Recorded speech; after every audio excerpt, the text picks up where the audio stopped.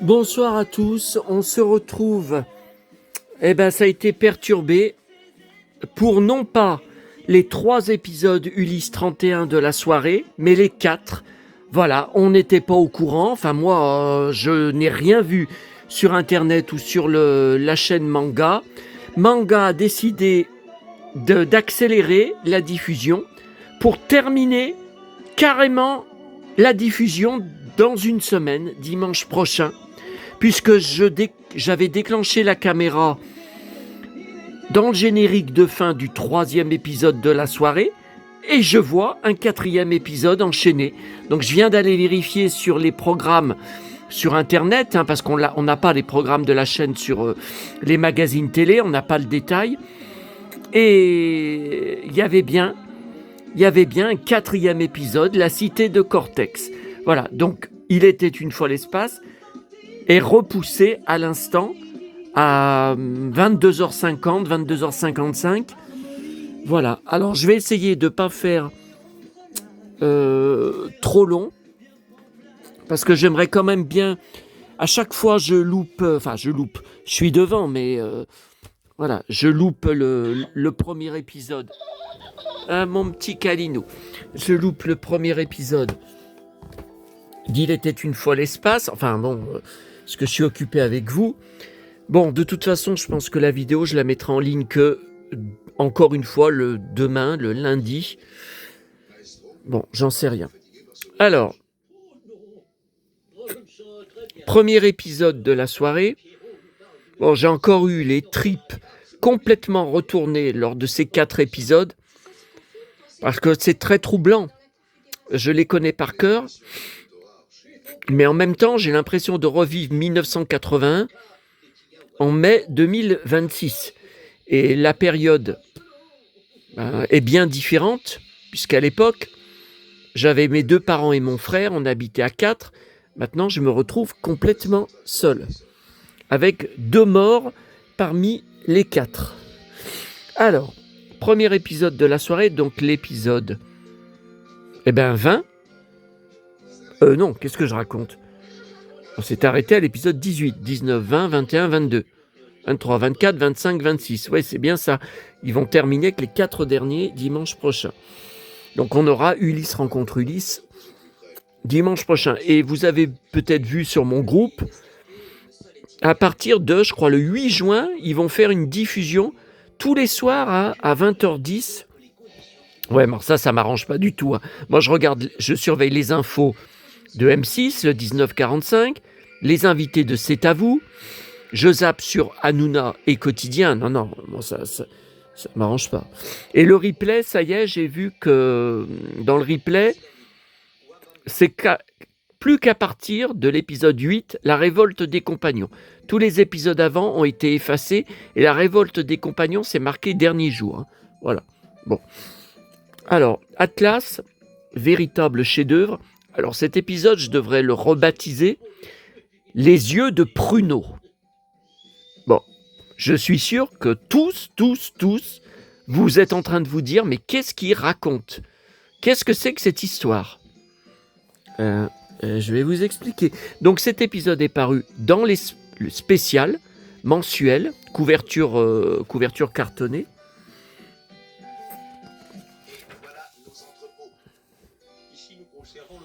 Voilà. Alors c'est la première et dernière fois qu'on voit une abeille dans l'Odysseus. En fait, dans les jardins de l'Odysseus, bon, il y a des abeilles. Je veux bien qu'il y ait un microclimat. Je suis quand même sceptique. Donc, ils arrivent devant des glaces galactiques, mais comme dit Shirka, ce sont des... Non, elle dit pas zone de glace galactique. Ce sont des glaces galactiques, Ulysse. Mais leur structure, leur structure est différente de celle que nous avons connue à l'entrée de l'Olympe. Voilà. Donc là, l'Odysseus est attiré et donc Ulysse part et va rencontrer, voilà. Je suis Nérus, le petit-fils des dieux, le prince qui va conquérir et gouverner l'univers de l'Olympe. Alors c'est lui que mon frère appelait les yeux de pruneau, parce que il avait l'impression, quand vous regardez les yeux de près, qui sont horribles, qu'on dirait des pruneaux. C'est lui à l'époque qui pendant tout l'épisode, qui me répétait les yeux de pruneau. Et c'est vrai qu'il est insupportable. Hein. Voilà, regardez. Regardez. Voilà. C'était des pruneaux pour lui. Voilà. Donc, j'enlève ma ceinture anti-gravité, cela pourrait réveiller le géant. Voilà. Donc, vous connaissez l'histoire, je ne vais pas à nouveau répéter toute l'histoire. Seul Ulysse peut s'approcher, les dieux ne peuvent pas s'approcher de Atlas. Voilà, et il faut qu'il prenne au milieu de son front la pierre de l'univers. Tout dieu qui possédera cette pierre pourra gouverner l'Olympe, sauf que ce n'est pas vrai. Voilà, donc c'est un épisode alpinisme, je dirais, parce que la plus grande partie de l'épisode, c'est de l'alpinisme. Donc il réussit à décrocher avec beaucoup de difficulté la pierre, et ça réveille le géant. Et au même moment, l'univers commence à se désagréger. Voilà, puisque Ulysse ne savait pas que c'est la pierre de l'univers qui régit tout l'univers et que Atlas soutient tout l'univers. Ça, qui pouvait le savoir, hein? Voilà, Ulysse, ne détruis pas l'univers. Regarde, regarde dans la pierre. Voilà, et donc, les yeux de pruneau lui dit de ne surtout pas regarder, sinon il va mourir, soi-disant, c'est pas vrai. Et donc, Nono, toi tu peux. Veux-tu regarder Regarde dans la pierre et dis-moi ce que tu vois. Non, non, ne regarde pas, je te l'interdis. Regarde sans crainte, petit robot, il dit pas ça. Hein. Et voilà, il dit, ah, je vois la terre, je vois le soleil. La terre. Donc là, il enlève son bandeau. Voilà. Et donc, bon, des images très troublantes, vous voyez. Je sais pas ce que c'est, ce temple-là, qui s'écroule. Bon, c'est l'Olympe, je suppose, mais bon. Voilà. Et donc, Atlas dit à Ulysse de remettre la pierre. Et donc, voilà. Nérus, tu m'as trompé. Voilà. Là, avec le bouclier, cette horrible créature. Puisque c'est ainsi, alors je vais la prendre de force. Mais à ce moment-là, donc là, il fait tomber Ulysse. J'adore ce passage. Donc Nono le retient, et ils finissent par glisser tous les deux. Mais à ce moment-là, quelle classe! C'est un moment de grâce quand on voit Thémis balancer son fluide pour les faire atterrir sans encombre. Et ensuite, deuxième aide très importante, Télémaque arrive avec un vaisseau pour aider son père. Encore une fois, c'est grâce à eux trois, Ulysse ne s'en serait jamais, peut-être jamais sorti tout seul.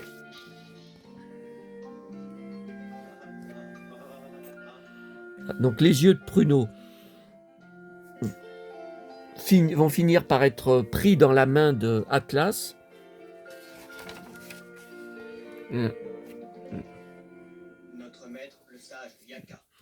Alors c'est pas un épisode, c'est un épisode assez statique.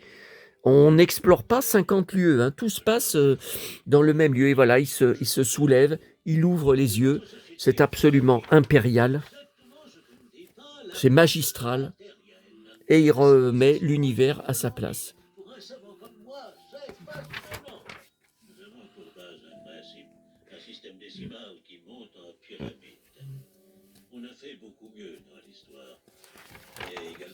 Voilà.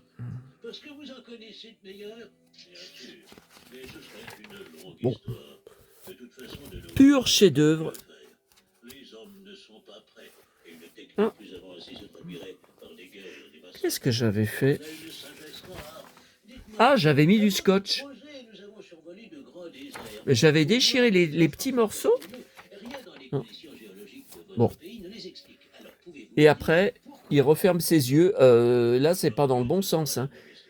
Ça, c'est après. Hein. C'est après ça. Hein. Et il disparaît. Voilà.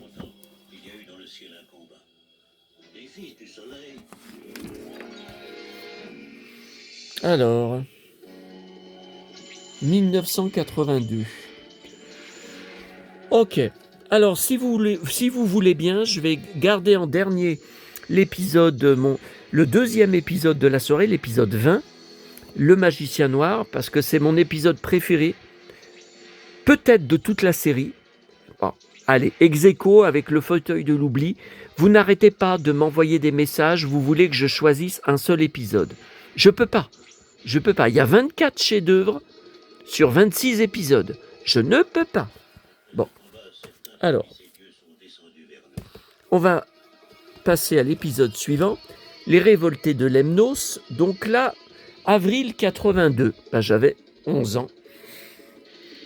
Donc c'est à nouveau... c'est le suivant. C'est à nouveau dans le spécial mensuel. Voilà. Ben là, il est en très bon état. Hein. Il est en meilleur état qu'Atlas. Alors, les révoltés de Lemnos, c'est une histoire bouleversante, magistrale. Par contre, je ne sais pas pourquoi, il fait partie des 3 épisodes que j'aime le moins. Alors, contrairement à Les Lotophages et le labyrinthe du Minotaure, que j'estime raté, enfin, raté, vous allez trouver que je suis ignoble, mais c'est les 2 épisodes que j'ai le moins accroché, et même au niveau de la qualité du dessin, je m'y suis pas retrouvé. J'ai trouvé plus faible. C'est les 2 épisodes les plus faibles. Il y a également les révoltés de Lemnos que j'aime moins, mais il y a aussi Néré ou la vérité engloutie que j'aime moins. Alors que les 2 derniers que je viens de vous citer sont de magnifiques histoires, des petits chefs-d'œuvre, Donc il trouve une fille dans un vaisseau qui est très abîmé, qui est Ipsy, la bouleversante Ipsy, avec la voix française qui doublait dans Côte Ouest Terry Austin, Jill Bennett, qui sortira avec Gary, et puis qui prendra en otage Valen, Joan Van Ark, pour la forcer à avaler des cachets pour se suicider. Donc ça, c'est un des moments les plus connus de Côte Ouest, parce que Joan Van Ark ne voulait déjà plus jouer depuis déjà quelque temps, elle voulait quitter la série, donc il ne savait pas si elle allait renouveler son contrat. Donc au cas où elle ne renouvelait pas son contrat, il tuait son personnage. Voilà. Bon. Ça, oui, ça paraît improbable, mais c'est pourtant ce qu'ils feront dans la dernière saison, où là vraiment elle a quitté la série pour de bon, et où il tue son personnage, et on apprend que dans le avant-dernier épisode, qu'elle était en fait pas morte, que c'était la femme, la complice du gars qui avait enlevé Val. Donc c'est l'histoire des hommes qui ne foutent rien, et il n'y a que les femmes qui travaillent dans cette ville, cette planète. Et les femmes donc se révoltent, elles en ont ras-le-bol. Thème précurseur, hein. Et les hommes requins, donc cet épouvantable monstre là. Donc grâce à Ulysse, tout est à nouveau complètement inversé. Cette civilisation est complètement sauvée.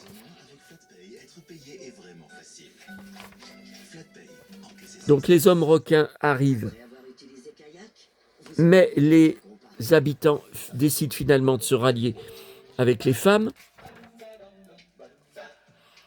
Alors j'aimais beaucoup ces petits nains, enfin je sais pas si on peut les appeler comme ça là, ces petits, voilà, très très gentils.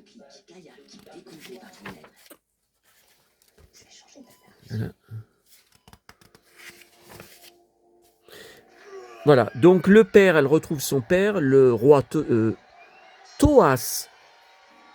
Voilà, Thrace a été détruite, ouais. Voilà. Et à la fin, il y a un gros combat, puisque Ulysse réussit à ce que tout le monde s'allie contre les hommes requins. On leur tend un piège. Hein. Alors là, par contre, je vois qu'ils viennent de mettre une pub pendant l'épisode d'Il était une fois l'espace. Donc là, Ulysse, suite à de nombreuses plaintes des gens, des fans d'Ulysse, Manga ne met plus de pub au milieu des épisodes, mais juste entre les épisodes. Donc ça, c'est parfait. Je veux dire, vous pouvez vous lever, aller faire autre chose, aller prendre un truc, voilà. Et là, je vois que, par contre, Il était une fois l'espace, ils viennent de mettre au milieu. Bon, mais je pense qu'ils s'en foutent de Il était une fois l'espace, quoi. C'est pas l'événement, ça a déjà été rediffusé maintes fois sur Manga.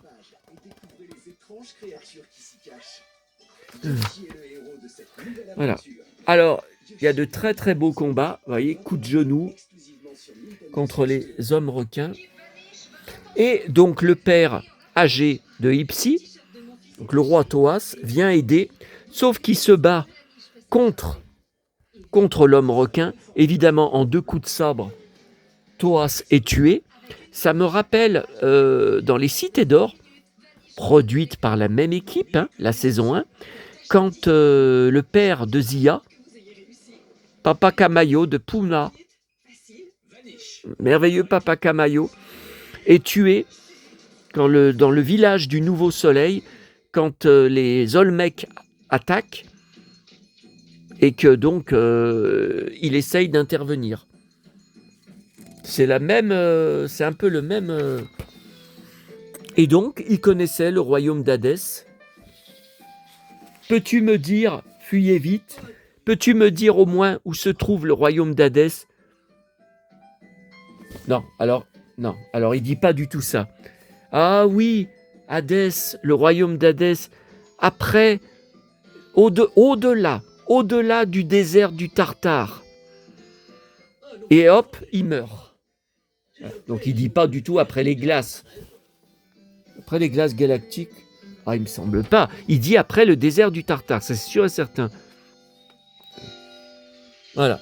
Et donc, un moment bouleversant. Alors, comme je vous disais tout à l'heure pour ma vidéo précédente, pour Guy Leclerc, la vignette, quand il se fait défoncer par le gros méchant, là, le gros baraquet, je ne sais pas pourquoi, voilà, toute ma vie, je me suis rappelé ce cliché, je me suis rappelé cette BD, je me suis rappelé cette histoire, tout, que ça m'a marqué, je ne sais pas pourquoi. Et ça, le moment qui m'a le plus marqué de l'épisode, qui est absolument bouleversant à fleur de peau, non, alors il lui dit pas du tout « Courage Ipsi », n'importe quoi. Putain, mais ils ont regardé les épisodes, ceux qui ont écrit là. Non. Donc elle le laisse, il faut qu'il parte parce que il va falloir séparer de la planète, il va falloir tout détacher de la planète, et la musique est absolument bouleversante, et Ulysse lui dit « Ne pleure pas, Ipsi, ne pleure pas ». Et le petit Nono, il lui dit « Pleure pas ». Toute ma vie, je me rappellerai ce moment de l'épisode. Et quand il court, et il y a les petits nains qui leur disent « Vite, vite, vite, vite !» C'est bouleversant. Bouleversant. Voilà. Bon. Alors, en parlant de bouleversant, parlons. Alors, vous voyez, il est en état. Ouais, il est en état. Il est pur jus de l'époque. Parce que je l'ai beaucoup lu à l'époque.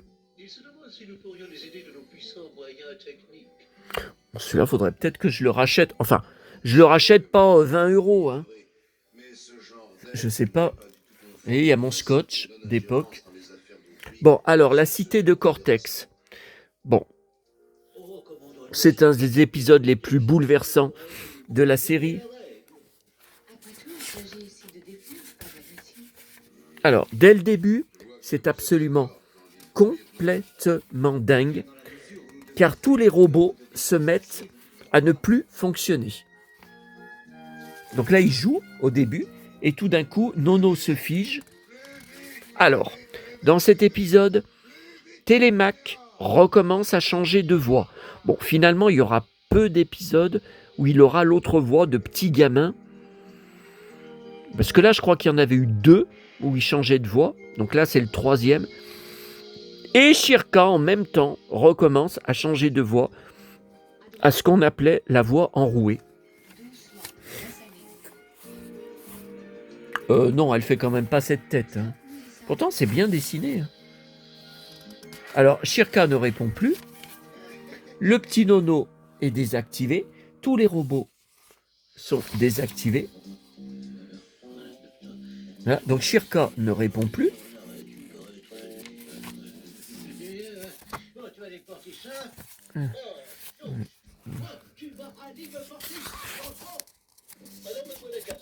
Voilà, donc Ulysse essaye de se dégager de l'attraction de la planète de Cortex.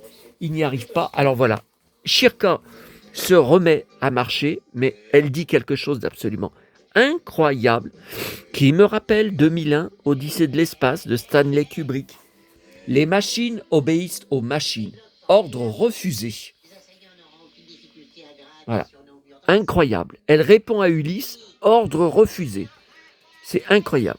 Et après, quand ça arrive sur la planète, voilà, fermeture étanche du poste de commande.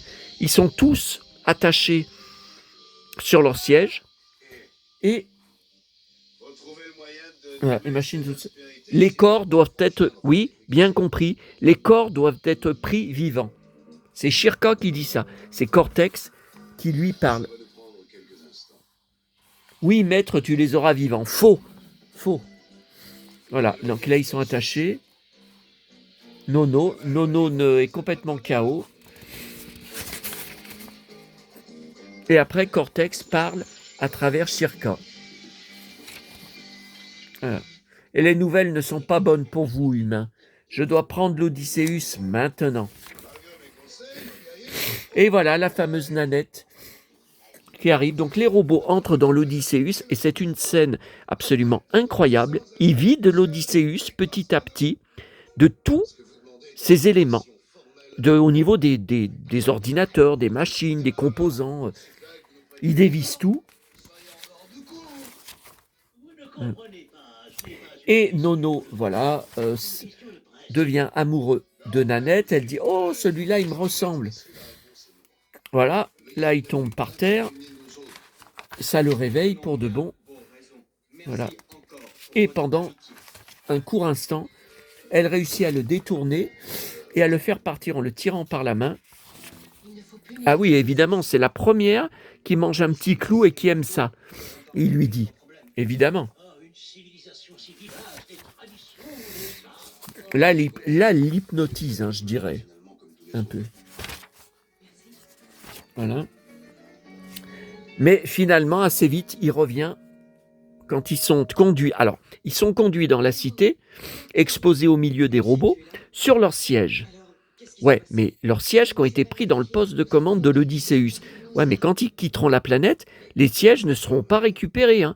Et moi, je vois pas la différence dans le poste de commande. Hein. Mais bon. Voilà. Donc, elle ne comprend pas. Il les délivre et elle dit, mais comment ça se fait? Vous ne détruisez pas Nono, pourtant, il vous a désobéi. Vous ne l'avez pas désactivé. Et c'est là qu'Ulysse dit, mais quelle idée de détruire Nono, il n'en est pas question. Vous devez venir d'une planète bien étrange. Ouais. Ce que lui dit Nono, c'est bouleversant. Nanette, je t'en prie, je veux voir la Terre et je veux te la montrer. Elle ne la verra jamais, la Terre. Voilà, donc voilà Cortex. Voilà, vous ne rentrerez jamais sur Terre, car telle est la volonté des dieux. Les dieux, voilà, et c'est un trident. Encore. Oui, les dieux sont mes maîtres, et je le sens, cette fois, vous êtes perdus. On nous le dit, sinon ça va barder. Il ne dit pas ça. Hein. Donc, Nanette prévient de ne pas aller du danger. Tu m'as trahi, Nanette.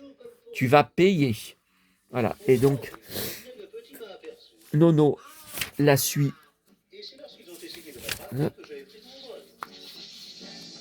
Et donc Nanette, lui, vous vous en souvenez, vous vous en souvenez, coupe les cordons d'alimentation et cela sera fini de Cortex. Non, Nanette, arrête-le. Si tu ne m'obéis pas, tu sais ce que tu deviendras. Ouais, elle sait qu'elle va mourir. Adieu, mon petit nono. Voilà. Et donc, quand il coupe les cordons, elle est désactivée, elle tombe par terre. Et alors, au même moment, alors on voit pas le jaguar. Eh ben, on le voit pas. Alors là, il y a carrément une scène de coupé, car Ulysse et ses enfants sont à 2 doigts d'être dévorés par un jaguar géant qui est en fait un cyborg. Donc c'est pour ça. Alors Ulysse sort de sa botte. Donc là, je les ai pas. Sort de sa botte un petit pistolet. C'est la première et la seule fois qu'on voit ça dans la série. Hein. Et à l'école, on en parlait sans arrêt. On disait, t'as vu, il sort un petit pistolet de sa botte. Ben non, on n'y voit pas là. Mais comme aussi, le problème c'est que c'est en poche, les poches d'Ulysse avaient moins de pages que les autres. Donc il y a moins de détails. Ouais, mais là, vous voyez, il y a que 2 photos par page. Donc là, on voit pas. Alors le cyborg est à 2 doigts de les tuer. À 2 doigts de les avaler, il est immense. Et au moment où il va les tuer, eh ben, c'est le moment où tous les robots sont désactivés et s'arrêtent de fonctionner.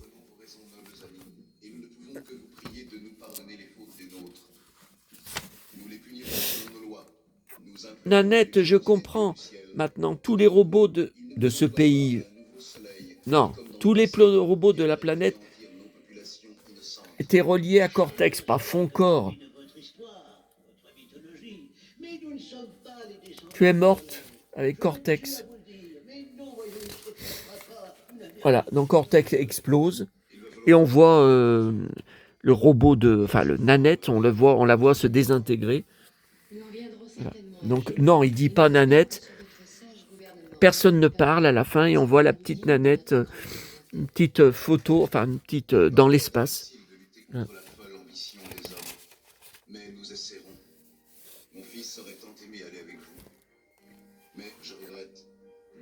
Ouais, ça c'était dimanche prochain. Alors,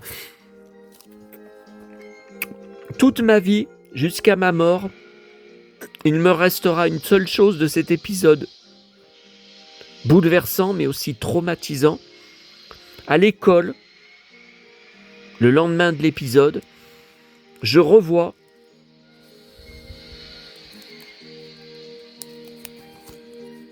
voilà, le scotch s'est décollé. Allez, ça y est, un épisode de... Ah, c'est bon. Je revois les élèves nous dire, pourquoi à la fin Nono n'emmène pas Nanette. Il est très fort, Nono, il peut porter des choses lourdes. Pourquoi il ne l'emmène pas pour essayer de la réparer dans l'Odysseus, ou même quand ils seront de retour sur Terre? Pourquoi? Et ça, c'est quelque chose qui est extrêmement anxiogène dans Ulysse 31. Quand vous réfléchissez sur les 26 épisodes, ils n'auront jamais rien emporté de leurs 25 voyages. Rien, aucun souvenir, aucun élément, aucun... La série va se finir, ils seront comme au premier épisode. Moi, dans mes voyages, ne rien ramener d'un voyage, pour moi, c'est non seulement un voyage gâché, inutile, mais ça serait la mort. C'est impossible pour un archiviste comme moi qui veut conserver des milliers de choses, comme Circé, c'est impossible de rien ramener d'un voyage. Et là, jamais ils n'ont rien ramené. C'est surprenant. Bon, donc le 20e épisode, le magicien noir. Alors là, pourtant il a l'air plus épais. Alors ça, c'était le poche numéro 1.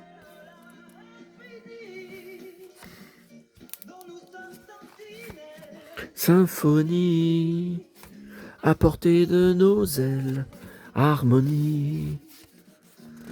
Mais on ne se lasse, tu verras, viens prends place, nous partons pour l'espace infini. Chez les dinosaures. Alors, dès le début de l'épisode, c'est de l'action non-stop. Ça me rappelle, pareil, le 8e épisode, la révolte des compagnons. Dès le début de l'épisode, ils étaient attaqués non-stop par les tridents. C'est épouvantable. Donc Télémaque est dehors. Il essaye d'aider, mais il n'y arrive pas. Mais il voit sur la planète qui arrive un trou dans lequel l'Odysseus peut rentrer.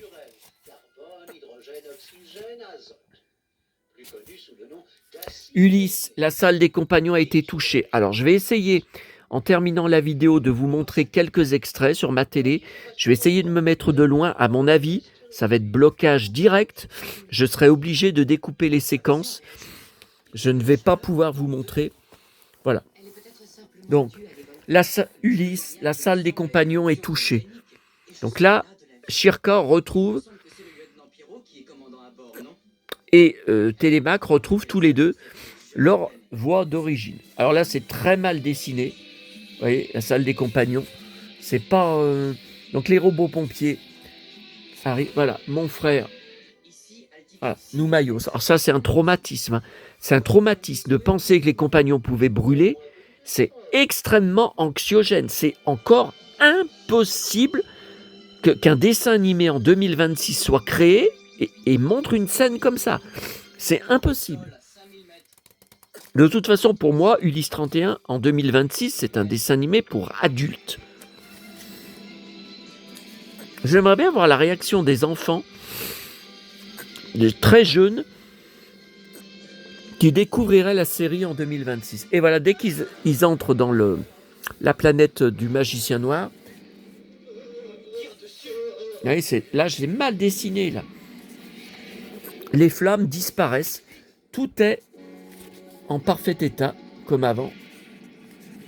Ils s'envolent, ils rejoignent les mains et ils se retrouvent chez le magicien noir. Donc le serviteur, le majordome qui sera, vous vous en rappelez, encore un homme,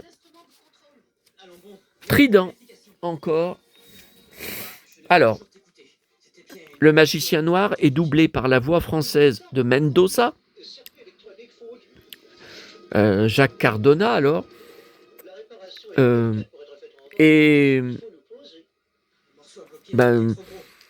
c'était donc avant les Cités d'Or. Ouais, c'était 1 à 2 ans avant les Cités d'Or, donc ils le reprendront pour le rôle de Mendoza. Alors, j'aime énormément le magicien noir. Pour moi, c'est un mélange de Han Solo et, alors je sais pas pourquoi, dans Cobra, qui n'est pourtant pas dessiné par la même équipe, qui n'est pas l'équipe Chalopin d'Herriès, vous savez, je vous en avais parlé il y a quelques vidéos, l'homme flic, habillé tout en cuir, qui file la raclée de sa vie à Cobra, qui passe vraiment à tabac Cobra, et Cobra s'écroule, et on croit que Cobra est vraiment détruit, quoi. Enfin, vraiment, c'est vraiment un passage à tabac spectaculaire. Et Cobra le tue d'un seul coup de poing en retour.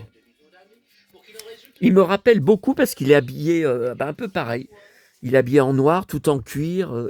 Il me rappelle, je sais pas. Bon. Donc, ça, je vais essayer de vous montrer la séquence, mais je sais que ça va... Non, à mon avis, ça va pas passer. Donc, il réveille les compagnons, puisqu'il leur dit que sa magie n'a pas de limite.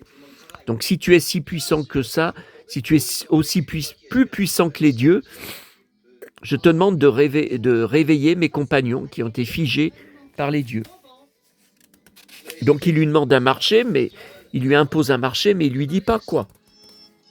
Donc là, je vais essayer. À moi, toutes les forces de l'univers.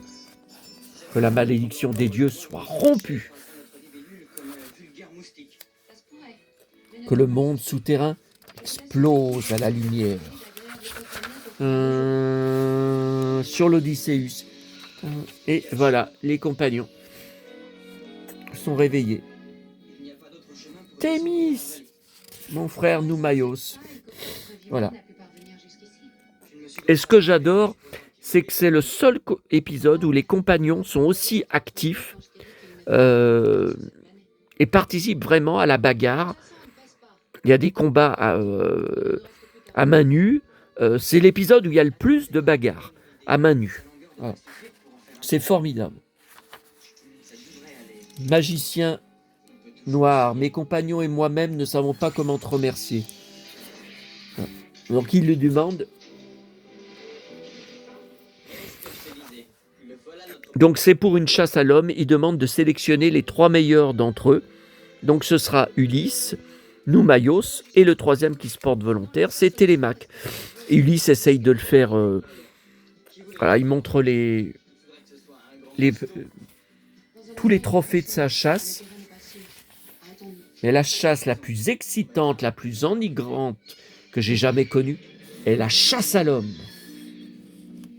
Non, c'est impossible. Tu m'avais dit que ce marché serait équitable. Il l'est. Non, il dit pas « eh oui », il dit « il l'est ». Tu es fou. Décide-toi, Ulysse, ou je serai obligé de rendre tes compagnons à la malédiction. Voilà.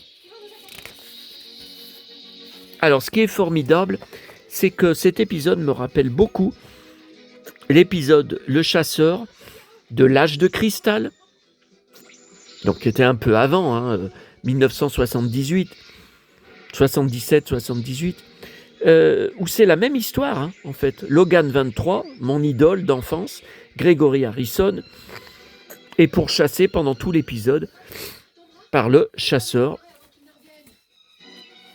Donc, il lui demande à Ulysse de créer un monde qu'il connaît et il lui dit « j'espère programmer un monde que tu ne connais pas ». Et donc, c'est la Terre où il explique que je me retrouve sur les terres où je chassais moi-même étant plus jeune. Je vais être chassé sur le même endroit. Ouais, mais ça, en 2026, ça serait impossible. La chasse est très mal vue. Un épisode où le héros dit « je chassais quand j'étais plus jeune », ça passerait pas. Voilà, donc il y a tout un tas d'aventures extraordinaires où tous les 3 participent très très bien. Voilà, Noumaios, j'adore. Alors, j'ai beaucoup de questions de votre part. Ça me saoule d'ailleurs un peu à me demander quel est ton personnage préféré dans Ulysse. Mais vous ne l'avez pas deviné? Vous ne savez pas quel est mon préféré? Allez, je vais le dire dans un instant. Mon deuxième, c'est Noumaios. Et mon troisième, c'est Thémis. Alors, quel est le premier? Voilà. Alors, ça, on n'y voit pas. Dans le poche, c'est formidable. Les compagnons, avec Thémis et Nono, qui sont prisonniers, réussissent à s'échapper et à rejoindre Ulysse au même endroit. Voilà. Donc, ils menacent le magicien noir, on croit que c'est gagné. Eh bien non, parce que le magicien disparaît et réapparaît pour tuer Télémaque. Donc c'est là qu'ils arrivent. Voilà. Et donc, voilà. Alors j'ai perdu, mais ne me tuez pas. Non, non. C'est pas lui qui le dit, ça. Et c'est lui qui répond, c'est plus prudent. Sinon, ma magie disparaîtra. Et tout redeviendra comme avant. Ulysse, donc il se transforme en une espèce d'oiseau. Ulysse, reprends ton vaisseau et va-t'en. Alors ça, il ne s'est pas marqué. Je suis touché par le courage stupide de tes compagnons. Je vous rends votre liberté à tous. Ça, c'est exact. Mais au même moment, une flèche vient tuer l'oiseau. Et regardez. Donc c'est Télémaque qui dit « c'est lui !» Non, il ne dit pas « regardez, c'est lui !» Et regardez ce qui se passe. Très mal dessiné. Regardez. Non, mais attendez, c'est mieux dessiné que ça d'habitude. Non, il dit pas ça. Voilà. Et à la fin, on voit Thémis regarder sans arrêt. Numaïos. Alors, qu'est-ce que c'est les BD, là? C'est sans intérêt, la BD. Qu'est-ce que c'est que ce truc? Je ne sais pas quelle est son espèce, mais ça fera un joli morceau quand il sera grand. Il faudrait qu'il retourne auprès de sa mère. Voilà. Alors, je vous laisse avec les extraits que je vais essayer. Attendez, il faut que je... Jambes. Je vais essayer de vous... Ah, c'est le Minotaure, ça. C'est le Minotaure, vous croyez pas? Vous croyez pas que c'est le Minotaure? Bon. Alors, je vais essayer de me mettre assez loin de la télé, mais je sais que ça va pas. Je sais que ça. Non, mais je sais que ça va être. Ça va poser problème. Allez, j'essaye de vous montrer. Alors, je tiens encore de la pub. Et dernier extrait que j'essaye. Extrait que j'ai essayé de vous montrer. J'ignore. On termine simplement.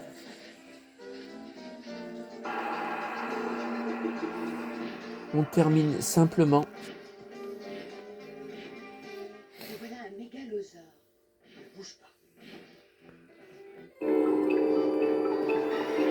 On termine. Nous nous dirigeons vers un système planétaire inconnu. Inconnu. Inconnu. Inconnu. Inconnu. Inconnu. Inconnu. Inconnu. Inconnu. Tiens, ne serait-ce pas un vaisseau de l'époque de l'Odyssée? Inconnu. Inconnu. Inconnu. Inconnu. Inconnu. Inconnu. Inconnu.